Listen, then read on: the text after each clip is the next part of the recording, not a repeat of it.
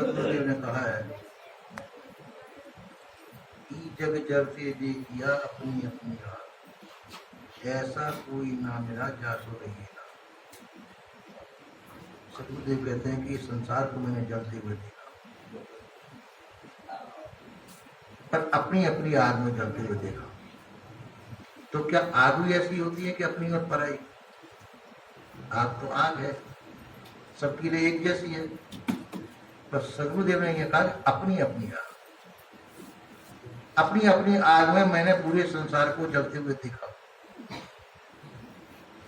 कोई कामाग्नि में जल रहा है, कोई क्रोधाग्नि में जलता है, कोई मोहाग्नि में जलता है। काम, क्रोध, लोभ, मोह, भय आदि अग्नि में सब जल रहे, पूरा संसार जल अपनी अपनी आग में जल रहे हैं। सदगुरु कहते ऐसा कोई ना मिला जासु रहिए दास, मेरे को संसार में ऐसा कोई नहीं मिला जिससे मैं लग करके रहूं। क्योंकि सदगुरु श्री कवि साहब ऐसा व्यक्ति देखना चाहते थे जिसमें काम, क्रोध, लोभ, मोह आदि विकार न हो। और ये विकार किसमें नहीं होंगे? संतों के अंदर नहीं होंगे। संत कैसे कहते हैं? जो शांत स्वरूप हो, जिनके अंदर शांति हो, शांत रूप हो, अंतःकरण जिनका शांत हो चुका हो, वो संत है। उन संतों के अंदर ये विकार नहीं होते। इसलिए सदगुरुदेव कहते हैं कि ऐसा पूरे संसार में देखने पर ऐसा कोई नहीं मिला जिसके अंदर ये सभी पांचों विकार खत्म हो गए हो। कामाग्नि खत्म हो गई हो, क्रोधाग्नि खत्म हो गई हो। छोटी छोटी चीजों पर हम इन चीजों के आवेश में आ जाते हैं, और आवेश में आकर के इतना आवेश बढ़ता है कि बहुत बड़ा। यहाँ पे क्या था, महाभारत काल में आपस में यही तो हुआ, भाई भाई से परिवार था, और ये इन क्रोधाग्नि और कामाग्नि के अंदर ही तो सब जल मरे।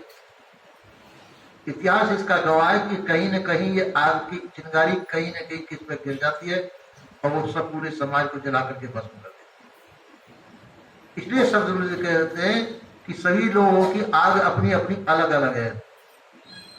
कोई क्रोध के आवेश में आता है, कोई काम के आवेश में आता है, किसी किसी अलग अलग आवेश है, आवेशों में आकर के सब जलते हैं।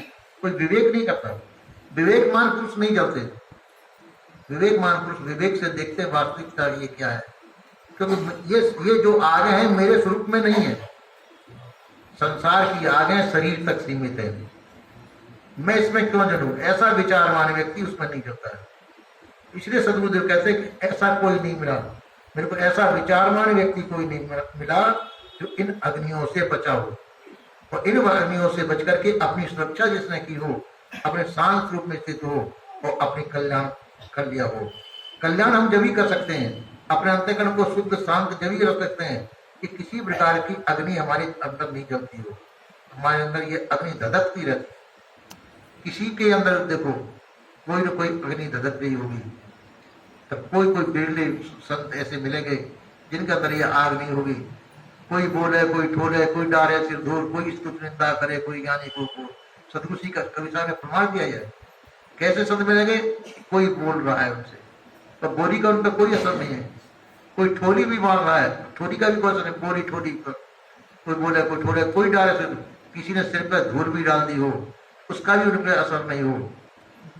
कोई स्तुति करता है, स्तुति की भी उस पर वो नहीं हो, और कोई निंदा भी करता हो, निंदा का भी जिस पर असर नहीं करता हो।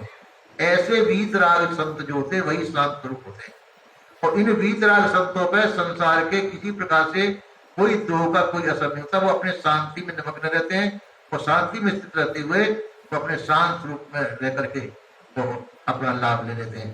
तो सदगुरुदेव उसी का उपदेश देते हैं कि सबको चाहिए अपने शांत रूप में स्थित होकर, अपना शांत रूप संसार से अलग है।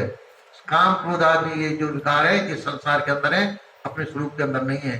तो अपने स्वरूप में जो स्थित होकर के सभी प्रकार के विकारों को नष्ट करके जो अपने स्वरूप में स्थित होते हैं, वो इन सब से ऊपर उठ करके सभी प्रकार के विकारों को जीत करके तो अपने आप में शांत होते हैं। ऐसा सदगुरुदेव का उपदेश है। बोलिए श्री सदगुरुदेव।